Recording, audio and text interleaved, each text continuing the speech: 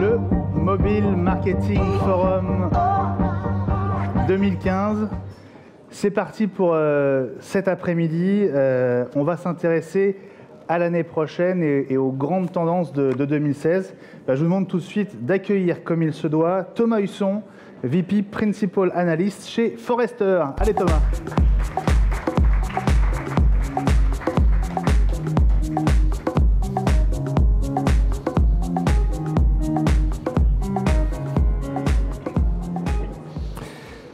Bonjour à tous. Merci à Renault et à la MMA de m'accueillir cette année encore pour dresser un panorama des tendances autour de la mobilité. Et puis, alors ça s'appelle un keynote d'ouverture. Donc l'idée, c'est de sortir aussi un peu des enjeux marketing pour voir en quoi le mobile va révolutionner votre business. Alors, en un mot, Forrester est un cabinet d'études et de conseils. C'est tout ce que je vais dire sur Forrester aujourd'hui.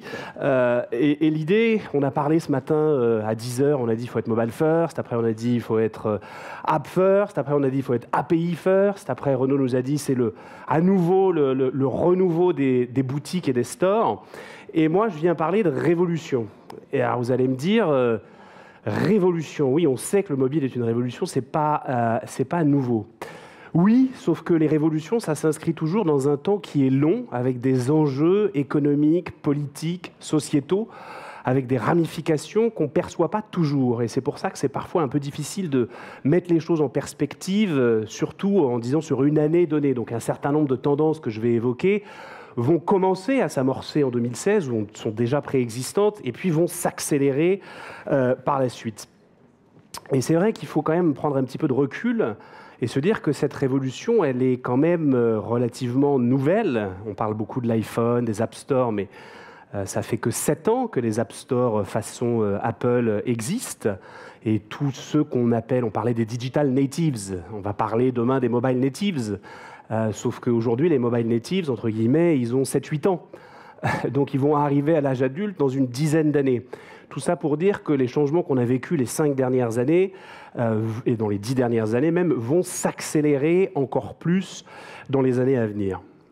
Et souvent, quand je parle de révolution avec le mobile, les gens me disent « Non, mais tu es en retard. La révolution, elle n'est pas là. La révolution, elle est dans la big data, elle est dans les objets connectés. » On voit des projections faramineuses qui vont de, selon les slides qu'on a vus ce matin, de 25 à 155 milliards d'objets connectés dans les 5 à 10 ans.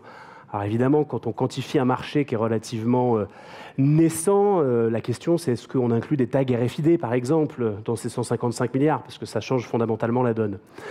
Et en fait, moi, je maintiens que le mobile va rester la révolution majeure dans les 5 années à venir. Pourquoi ? Parce que ça va être le catalyseur de la transformation des entreprises et ça va être surtout ce qui va faire le lien entre ces différents mondes connectés.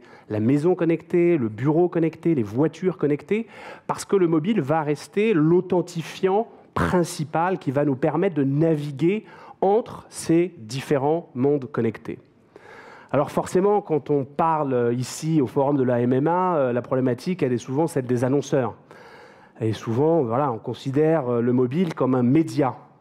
Et à juste titre, on a vu ce matin les chiffres du SRI, 220 et quelques millions d'euros pour le premier semestre 2015. Moi, je pense que c'est sous-estimé. Alors après, on peut discuter des méthodologies ou autres. Je pense qu'il manque de la vidéo. Je pense qu'il manque aussi un certain nombre de chiffres sur les réseaux sociaux. Peu importe, la question, elle n'est pas tellement là et de savoir est-ce qu'il faut investir ou pas. Elle est plutôt quel est le ROI associé à cette problématique-là. Est-ce que ça me développe au final? Est-ce que j'ai un meilleur investissement? Et comment je peux au mieux allouer mes ressources entre les différents canaux? Et il y a une étude très intéressante qui, pour l'instant, n'est sortie qu'aux US de la MMA, justement, MMA Global, qui a mis en place une méthodologie qui intègre l'ensemble des enjeux associés à la mobilité. Renault, ce matin, disait à juste titre, le mobile, en fait, c'est le digital dans la rue. Et si on n'a pas comme objectif de mesurer les ventes incrémentales en point de vente, le foot trafic, et de capturer toutes ces données, comme Radium One le disait, du monde offline, eh ben, on perd l'essentiel de la valeur du mobile. Et quand on commence à mesurer ça, on va sur des logiques où l'allocation du mix pour un certain nombre de grands acteurs, elle est entre 10, 15, parfois entre 15 et 20% de leur budget média. Je ne parle évidemment pas de leur budget digital. Des Walmart, des AT&T, etc. Il a été montré aux États-Unis que l'allocation optimale pour eux, alors vous allez me dire, OK, c'est un marché plus mature. Oui, c'est vrai. Mais on voit qu'on est sur une vraie problématique derrière de ROI si on investit et surtout on définit les bons objectifs et qu'on se donne les moyens de mesurer le mobile. On peut voir aussi le mobile comme un canal. On en a parlé ce matin, Criteo en a parlé. Et encore une fois, je rejoins ce qui a été dit tout à l'heure par Martin.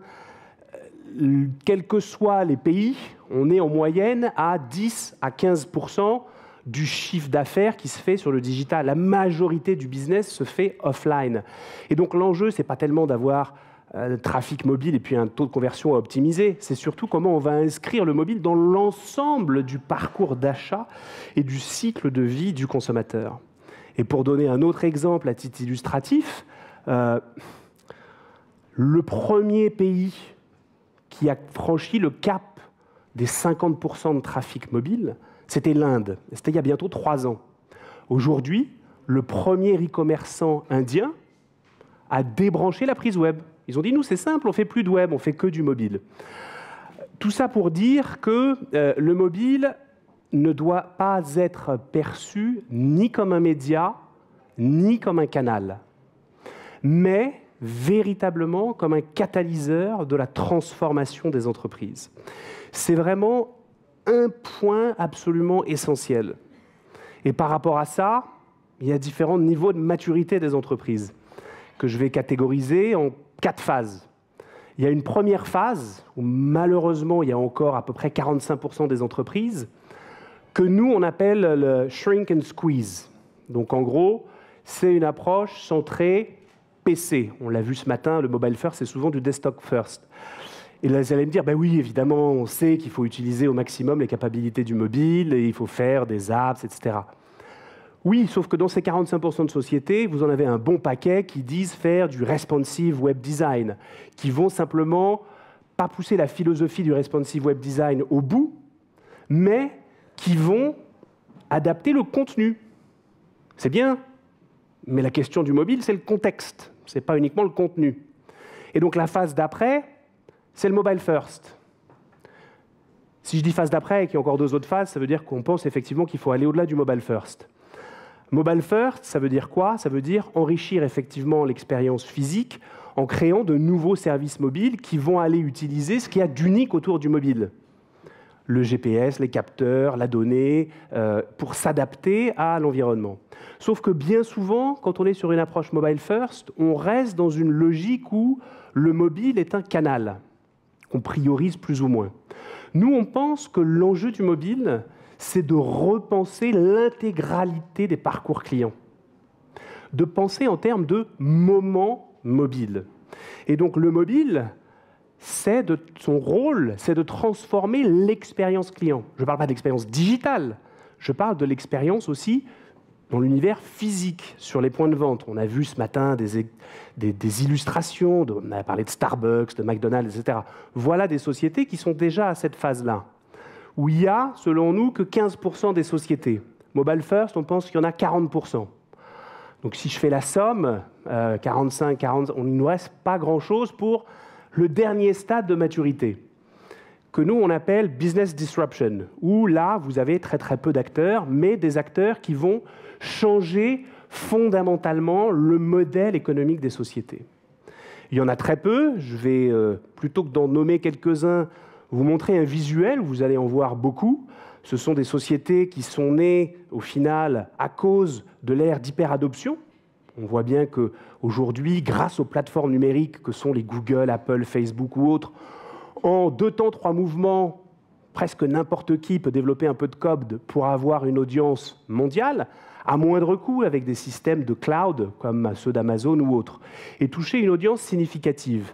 Avec l'hyperadoption et avec la disruption digitale, vous avez tout un tas d'acteurs qui sont nés dans les quelques dernières années et qui ont créé ce fameux phénomène de licorne.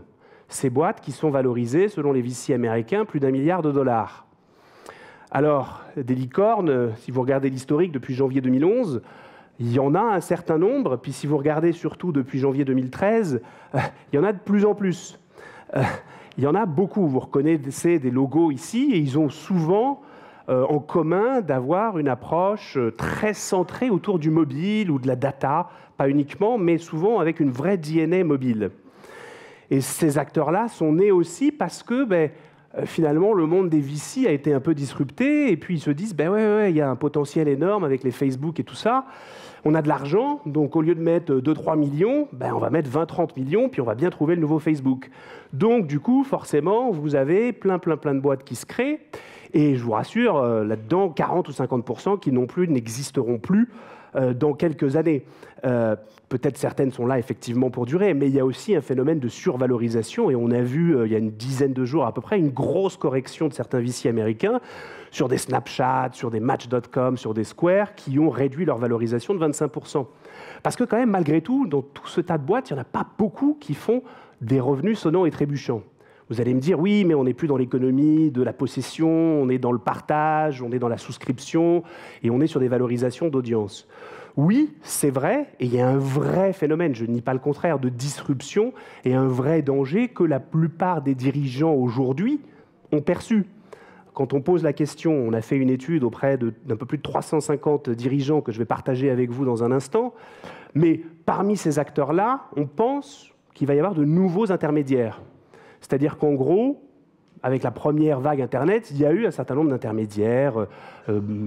Amazon est un bon exemple, Apple sur iTunes, eBay, etc. On pense qu'avec toute cette nouvelle révolution du mobile et de l'Internet des objets, il va y avoir une seconde vague d'intermédiaires digitaux qu'on peut catégoriser en 4 sous-catégories. Vous allez me dire, j'aime bien les 4 sous-catégories. C'est vrai, c'est pas fait exprès. Donc il va y avoir des acteurs qui vont agréger la demande et l'offre en temps réel. Uber est probablement, et Airbnb, le meilleur exemple, à travers une app mobile. Vous allez avoir des acteurs qui vont être des consolidateurs d'informations personnelles. On éparpille nos données sur le mail, les réseaux sociaux. On veut, quand on voyage, par exemple, avec un TripIt, on va avoir une réservation d'hôtel, on va avoir une réservation de billets d'avion. Et donc, ces acteurs-là, ou des mints dans l'univers de la finance, vont agréger et consolider des informations personnelles pour vous rendre un meilleur service. Et puis, on va avoir après des services que nous, on appelle des services de conciergerie. Alors, c'est un peu plus naissant. À titre illustratif, 2 boîtes assez emblématiques aux US, ça va être Magic ou GoButler, qui ne vont pas simplement utiliser des algorithmes ou faire de l'intelligence artificielle, mais qui vont faire de la curation humaine derrière. Un peu à l'image de ce que Jam décrivait ce matin. Et puis, encore derrière, on va avoir des agents anticipateurs. Ouh là là, de quoi est-ce qu'on parle ? Donc là, on parle d'acteurs qui vont effectivement consolider ces informations, utiliser l'intelligence artificielle pour anticiper vos besoins. Et on commence à voir les prémices de ces acteurs avec Cortana, avec Google Now, avec Siri, aussi avec Amazon Echo, qu'il ne faut pas oublier dans l'univers du domicile. On a parlé des boutons Amazon ce matin. Voilà des acteurs qui vont s'intermédier et finalement entre la marque et le consommateur. Donc, un phénomène extrêmement disruptif pour des marques traditionnelles, dont, je le disais tout à l'heure, les dirigeants ont commencé à prendre conscience, mais malgré tout, qui restent absolument pas préparés à cette vague digitale. Dans la question qu'on a posée, on a interrogé des 4 dirigeants et puis aussi des patrons, des PDG, mais 80% nous disent « Oui, on pense que dans les 12 prochains mois, pas dans les 24 prochains mois, dans les 12 prochains mois, l'année prochaine, on pense que les technologies digitales vont disrupter notre business. » Voilà, on parle de l'ubérisation, voilà le phénomène. Sauf que quand on retire les PDG du questionnaire et qu'on regarde les réponses des 4 dirigeants, vous en avez 26% qui disent, un petit quart, notre PDG a défini une vision claire du digital pour notre business, ce qui est déjà un peu plus problématique. Et puis quand on va au stade de l'exécution, vous n'en avez que 16% qui nous disent on a les compétences et les process, les talents en interne pour exécuter cette stratégie digitale. Je ne vous parle même pas de l'adaptation de la culture de l'entreprise à un monde qui évolue extrêmement vite. Ça, c'est sur le digital, au sens large. Vous pensez bien que si on rajoute le mobile là-dedans, ces chiffres baissent encore plus de manière significative.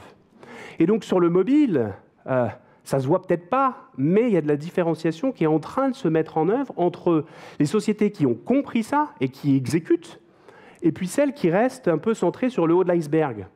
Le web mobile ou des apps mobiles avec une guerre presque de religion entre les deux, au lieu d'investir en dessous, c'est-à-dire sur des logiques d'API ouverts, de connexion avec les magasins physiques, de faire évoluer les process de l'entreprise, de recruter les bons talents, des designers, des développeurs, des data scientists, et de changer au final la culture de l'entreprise. Et c'est là où la différenciation va se faire. Parce que si vous regardez dans les stores vos concurrents, vous allez dire ouais, ils ne font pas beaucoup mieux que nous. Sauf que ce qu'on ne voit pas, c'est tout ce qui se passe, entre guillemets, sous le niveau de l'océan, où un certain nombre d'acteurs font fondamentalement évoluer leurs entreprises et vont laisser sur place les autres acteurs. Et c'est là où la différenciation va se faire. Et elle va se faire de plus en plus autour de ce que nous, on appelle les moments mobiles. On est assez content d'avoir popularisé ce terme dans un bouquin qu'on a sorti il y a 18 mois qui s'appelait Mobile Mindshift. Et on pense fondamentalement que les moments mobiles sont vraiment ce qui va différencier l'ensemble des acteurs. On le voit dans la bataille entre Apple, Google, Facebook, etc. C'est déjà évident. On le voit dans les acteurs tech qui sont en train de se positionner. Et c'est ça qui va permettre de différencier les différents acteurs. Alors on parle beaucoup de moments mobiles, on entend sans arrêt cette stat de 150 utilisateurs, on va toucher l'écran 150 fois par jour. Alors c'est une moyenne, faire assez attention, la réalité en France c'est que c'est moins élevé que ça, sur certains pays c'est ça, mais peu importe. Si vous multipliez ça par jour par le nombre d'utilisateurs, aux États-Unis on a évalué à peu près à 30 milliards de moments mobiles par jour, dans lesquels votre marque peut potentiellement s'insérer. En France, c'est beaucoup moins, parce qu'on est sur une base installée, puis on est sur des taux inférieurs, mais on est quand même au-delà des 1 milliard de moments mobiles par jour. Ce qui est assez fabuleux, et on sait que le temps passé va augmenter. Le problème, c'est que 75% de ces moments mobiles, quand je dis 75%, ce n'est pas scientifique, on va dire les 3/4, sont des moments où vous n'avez pas forcément besoin d'ouvrir une application. Vous allez jeter un regard furtif à votre écran, derrière est-ce que j'ai été retweeté, est-ce que j'ai une alerte, est-ce que j'ai eu un SMS, est-ce qu'on m'a bien appelé. Vous n'allez pas forcément avoir besoin d'ouvrir une application. Pourquoi? Parce que ces moments mobiles vont évoluer fondamentalement.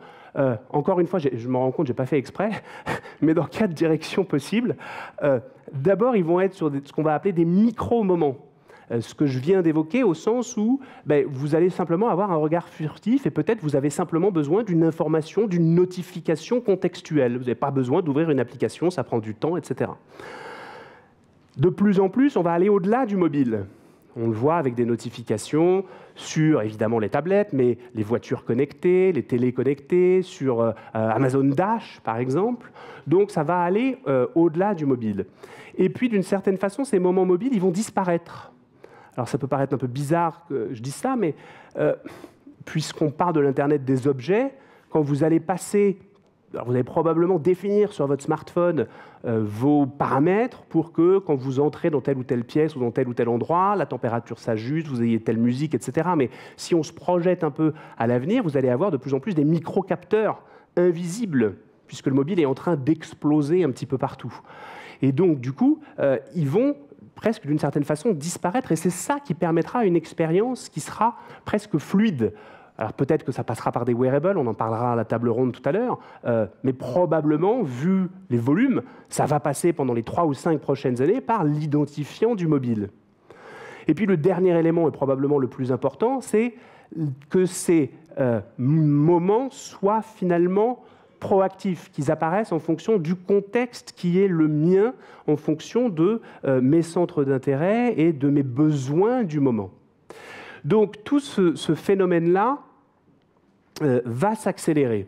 Et comme je le disais, pas forcément dans les applications. Aujourd'hui, c'est vrai que comme il y a un peu 10-15 ans, tout le monde voulait lancer son site web, après tout le monde a lancé son app, et puis finalement on se rend compte que, en moyenne, encore une fois c'est une moyenne, les consommateurs vont utiliser 25 applications par mois. Sauf que dans le temps passé, il y a 80% du temps qui va être sur 5 applications. 80% du temps passé sur 5 applications. Moi, j'appelle ça la part de pouce. C'est-à-dire, quand vous êtes sur le premier écran, Est-ce que votre application, elle est à distance du pouce? La probabilité que la réponse soit oui dans la salle est relativement faible. Et du coup, on pense qu'il va y avoir de plus en plus de méta-applications qui vont intégrer des contenus, des services, des wallets par exemple, qui vont intégrer tout un tas de services de fidélité, de paiement, qui vont être intégrés et qui vont vous permettre d'interagir et d'agréger des contenus ou des services multiples. Donc ça, c'est un phénomène qui va s'accélérer. Ça ne veut pas dire qu'il ne faut pas forcément développer une application. Parce que l'application va permettre d'aller toucher les consommateurs qui sont les plus fidèles, les plus mobiles. Et on l'a bien vu dans les chiffres de Criteo ce matin. Je dis juste qu'il va falloir aller chercher ces moments mobiles ailleurs. Et je ne parle pas simplement d'achat d'espace, comme on a pu le voir sur le web avant, où oui, il fallait aller sur les nouveaux carrefours d'audience, les Yahoo, les Google. Il va falloir intégrer les services dans d'autres applications ou dans des plateformes. Et c'est pour ça qu'on pense que les expériences mobiles vont aller au-delà des applications. Alors quand je dis ça, je ne parle pas simplement du web mobile, qui reste un vecteur d'acquisition phénoménal. Et on le voit dans la bataille entre Apple et Google, on l'a entendu un peu ce matin, mais si on résume, on va commencer à pouvoir faire de la push notif sur un browser avec Chrome 42. Sur les beacons, c'est pareil, on n'est pas obligé de passer par l'apps. Sur Facebook, il y a Notify. Donc on voit petit à petit les briques se mettent en place pour une expérience en dehors de l'apps. Et puis, c'est surtout qu'au-delà des apps, il va y avoir des expériences intégrées où vous allez, et j'ai beaucoup aimé l'approche de Jam et ce dont on parlait sur cette logique d'API first, d'aller intégrer un service au bon moment. Ce que commence à faire un Accor avec Uber, ce que commencent à faire certaines compagnies aériennes avec Uber ou avec d'autres systèmes de réservation de contenu. Vous allez avoir un service au bon moment. Et puis après, vous avez les plateformes. Les plateformes, ce sont les quelques acteurs qui concentrent l'ensemble des audiences mobiles et qui vont avoir gagné la bataille des moments mobiles. Typiquement, un WeChat en Chine, une de ces boîtes dont vous avez peut-être vu le logo avant, qui existe depuis 4 ans, 750 millions d'utilisateurs actifs, un peu plus, dont 250 millions, selon nos estimations, qui utilisent WePay. Alors on parle d'Android Pay, Samsung Pay, Apple Pay. OK, WePay, c'est 250 millions d'utilisateurs. C'est la plateforme lifestyle numéro 1 des Chinois. Au point qu'aujourd'hui, la question se pose, avec la fragmentation des audiences en Chine, d'avoir une application sur un store en Chine. Bref, des expériences qui vont aller au-delà du mobile. Et au final, j'ai envie de dire, on s'en fout que ce soit du web mobile, de l'app mobile, du natif, du hybride. Enfin, on s'en fout. Il y a des enjeux technologiques, mais la question à se poser, c'est comment est-ce que je peux servir mes consommateurs mobiles dans leur moment mobile tout au long du parcours, du cycle de vie du client. Peut-être que vous avez un cycle de vie avec 4 phases et pas 6 comme nous, peu importe, vous avez votre propre méthodologie. Mais l'idée, c'est de voir quels sont les moments mobiles et en quoi je peux améliorer la valeur de mon service et de l'expérience client. Et pour ça, ça a été mieux dit, très bien dit ce matin, il faut récupérer de la data offline. C'est ça l'enjeu du mobile. Et donc c'est ça finalement, agir, on parle de big data, mais c'est agir sur des insights contextuels pour délivrer une meilleure expérience mobile. Donc ça passe par les capteurs mobiles. Il y en a en moyenne 15-16 sur les derniers smartphones. Peut-être que oui, demain, ils iront dans des montres, dans des objets, dans les murs, dans les bâtiments. Peut-être. On n'en est pas là encore aujourd'hui. Ça va être de récupérer des données affinitaires sur les réseaux sociaux, de marier ça à ce que nous on appelle les systèmes d'engagement, c'est-à-dire tout ce que vous savez déjà sur vos consommateurs, vos analytics, leur parcours client, leur parcours d'achat, ce qu'ils ont acheté, les préférences qu'ils ont exprimées, tout ce que vous savez déjà sur vos consommateurs. Et de marier ça, évidemment, à des données de type open data, la météo, quel temps fait-il aujourd'hui, pour pouvoir aller, au final, selon les plateformes, anticiper avec des logiques de predictive analytics, les besoins des consommateurs et d'aller les servir dans leur moment mobile. C'est pour ça que je suis assez effaré ce matin quand j'entendais des marques qui me disaient « on n'a pas testé les push notifications ». Ah bon? Il serait temps, parce que c'est là que ça va se passer. Et du coup, vous allez me dire « ouais, c'est sympa, mais c'est facile à dire, c'est un slide super théorique, c'est un truc de consultant, ça ne se passe pas comme ça dans la vraie vie ». Je ne dis pas que c'est facile à implémenter, je ne dis pas que ça ne coûte pas de l'argent, des Home Depot, des boîtes comme ça investissent, parce qu'il y a des enjeux de supply chain derrière évidemment, investissent jusqu'à 1,5 milliard de dollars dans la transformation de ce système-là. Un Nike, c'est à peu près 300 millions de dollars sur plusieurs années, mais on n'est pas sur une app à 50 000, 100 000 ou même 1 million de dollars. Ce sont des vrais enjeux de transformation. Et puisqu'on va parler des wearables tout à l'heure, moi je voudrais juste citer 2 exemples que je trouve absolument fascinants, qui ne sont pas liés au monde connecté, mais qui sont liés à des wearables tout simples, des bracelets qui sont waterproof et qui fonctionnent avec du RFID. Alors je ne sais pas si certains d'entre vous... qui est familier ici avec, levez la main s'il vous plaît, avec Disney Magic Bands? D'accord, pas grand monde. Alors, ce n'est pas encore à Marne-la-Vallée, ça va certainement arriver. Pour l'instant, c'est dans les parcs d'attractions de Disney aux US, à Orlando et ailleurs. Et en gros, c'est ça. C'est un bracelet connecté, waterproof, qui vous sert de ticket d'entrée dans le parc, qui vous sert de moyen de paiement. Donc, c'est fantastique. Du coup, le panier moyen, il augmente parce que quand c'est cashless comme ça, vous achetez, c'est des achats d'impulsion. Qui vous sert de clé dans votre hôtel, si vous restez dans un hôtel du groupe Disney. Et puis surtout, qui vous permet d'avoir une meilleure expérience client, parce que du coup, vous allez bypasser, vous avez une expérience VIP et vous passez devant tout le monde avec ce petit bracelet. Donc ça améliore l'expérience client, mais surtout, ça permet à Disney d'avoir des données sur les comportements. Comment est-ce que les gens se baladent dans le parc d'attractions? Où est-ce qu'ils vont? Combien de temps ils restent? Dans quelle attraction? Où est-ce qu'ils vont manger? Qu'est-ce qu'ils touchent? Etc., etc. Fantastique opportunité. Même chose, on parle des bateaux connectés, on parle des voitures connectées. Il y a un exemple que moi j'aime beaucoup, qui est un bateau connecté, qui s'appelle Quantum of the Seas. Ça a été lancé il y a à peu près 1 an par une boîte qui s'appelle Royal Caribbean International. Et c'est exactement la même problématique. Je ne sais pas combien d'entre vous sont allés sur des croisières et ont vu le temps que ça prenait quand vous faites le check-in, vous avez vos bagages, etc. Là, c'est réduit à moins de 10 minutes avec ce type de bracelet. Vous allez à la piscine, vous n'avez pas forcément envie d'avoir votre portable avec vous, vous allez au bar, vous allez au casino, vous préparez vos attractions. Formidable. Et là, contrairement à tout ce dont on a discuté ce matin, ce n'est pas des POC, ce n'est pas des tests, ce n'est pas des pilotes, c'est live. Dans les 2 cas, est-ce que vous avez une idée de l'ordre de grandeur de l'investissement qu'ils ont mis? Je sentais l'effet sieste. 10 millions, 20 millions, 30 millions, 40 millions, des centaines de millions, 1 milliard de dollars chacun. Donc voilà des objets connectés à l'échelle industrielle. Et puis juste pour finir, pour ne pas prendre trop de temps, je parlais de la bataille des moments mobiles, évidemment entre les grandes plateformes digitales, mais aussi entre les acteurs du marketing. Parce que, il y a des acteurs qui viennent du web, du cross-canal, des Salesforce, des Adobe, etc.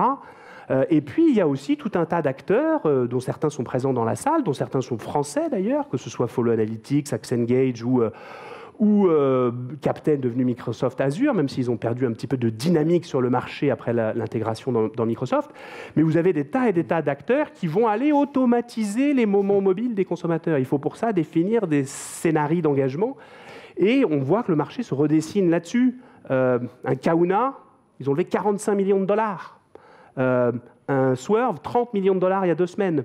Donc tout ça est en train de se mettre en place et il ne faudra pas s'étonner si on voit des acteurs mobiles qui vont faire de l'attribution cross-canal dans les années qui viennent.